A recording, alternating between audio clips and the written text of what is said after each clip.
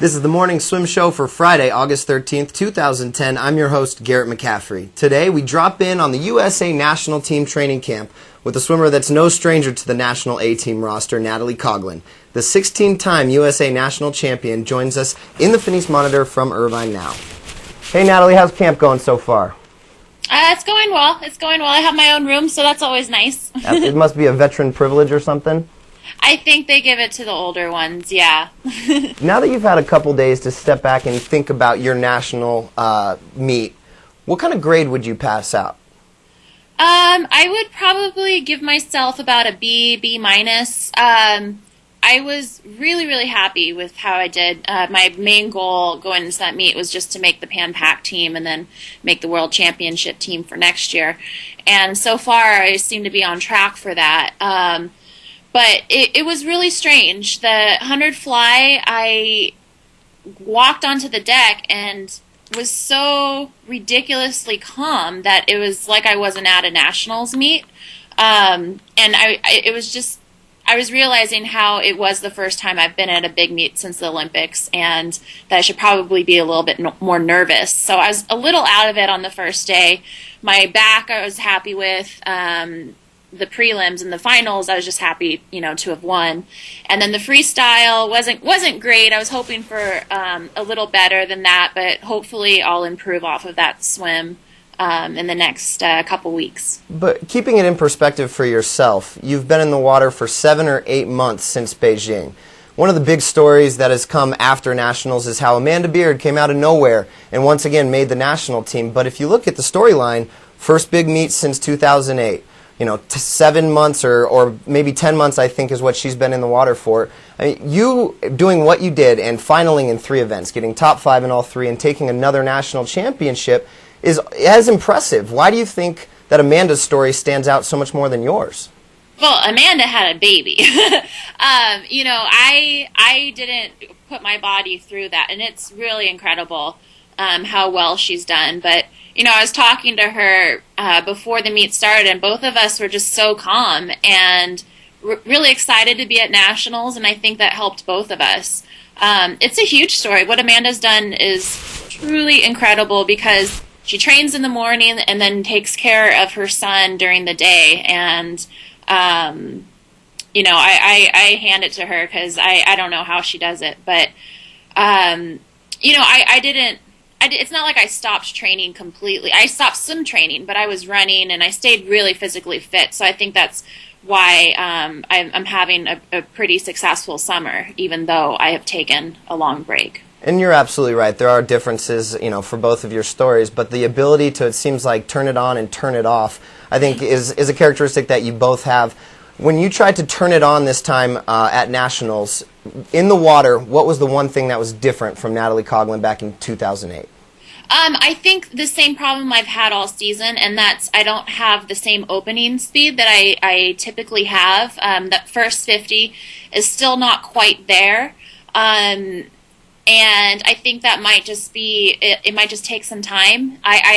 There's part of the feel of swimming where you have to try really hard, but you have to try not too hard. And I think it's a very, very fine line. And I think in my races I get a little too excited, and maybe I should relax a little bit more and hold more water. I don't know. I'm just hypothesizing, but that will improve over the next few months, and hopefully it'll be a little bit better next week. When you compare the strength of the different pieces of the machine that you've built, for your swimming machine, you look at the legs and they're still there, and that comes from Dancing with the Stars and running, like you said. Have you found like it's tough to maintain the upper body strength when you're not in the pool going back and forth? It's not so tough. I'm one of those people, I don't know if this is like a fortunate thing or unfortunate thing. I put on muscle weight very, very easily, and it comes off very easily. So, and a lot of times for me, it's a fine balance of strength and not being too heavy in the water.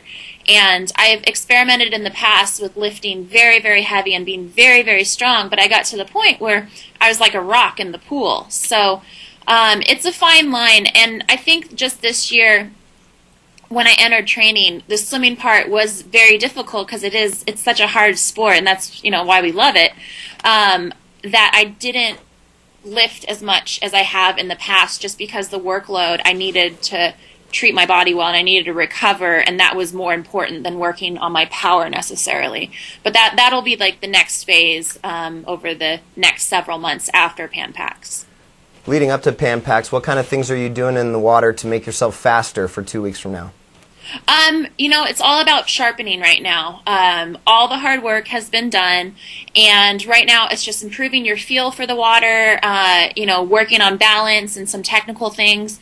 I still need to work on using that new block, that fin block. It's different, and it definitely takes some getting used to, especially for sprinters, because, it makes it's a bigger difference when your race is shorter. But so it's just technical things and sharpening and treating your body well and resting, and that's what's the most important. How about getting to know the team? How important is it to take this week and a half there in Irvine to kind of get to know your new teammates, some fresh faces, especially on the women's side? How important is that for you the next week and a half? Man, there are so many new people here. Between Golden Goggles, when I went last year, there were so many new faces that I had I knew the names, but I didn't know the faces. And 2 nights ago, we had a team meeting where we went around the room with the staff and with the swimmers and introduced ourselves. And I was trying so hard with some people. I'd repeat their name like 3 times, and I kind of fried my brain because there are a lot of new faces, but I'm doing my best to learn a little bit about everyone, and but right now we're kind of on different schedules. There's an early group in the morning and a later group in the morning, and same in the afternoon. So there's still quite a few people that I haven't had a chance to be around. It sounds like you want to take advantage of maybe the way that some of those younger kids look at you and make an impact. Is that kind of accurate, that you want to make an impact with some of the younger swimmers, though? I definitely want to be a resource for the less experienced swimmers if they want to use me. I've always been really conscious about not dishing out advice when it's not asked for. That's the worst thing, is when it's unsolicited. But because they did something well to get here, so there's no reason for me just to hand out advice. But I have been to Pan Pacs and World Championships and the Olympics before, and I have been one of the youngest ones on the team, so I do know how it's like. And if they ever need anything, I think they know, and I hope they know, that they could always come to me.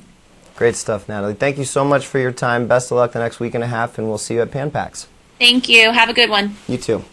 All right. I can't wait to see Natalie and the entire USA squad in action next week at Pan Pacs. Swimming World will be there in full force, covering the meet from every angle. As for today, that's it for the show. I'm Garrett McCaffrey. Have a great weekend.